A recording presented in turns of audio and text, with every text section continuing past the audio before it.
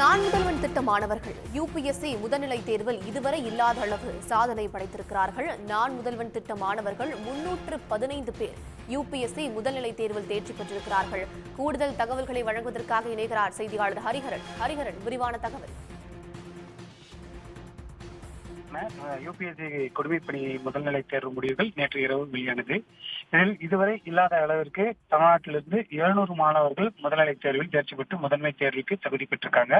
இதில் நான் முதல் திட்டத்தின் மூலமாக பயிற்சி மேற்கொண்ட 315 மாணவர்கள் இந்த முதன்மை தேர்வுக்கு தேர்ச்சி பெற்றிருக்காங்க.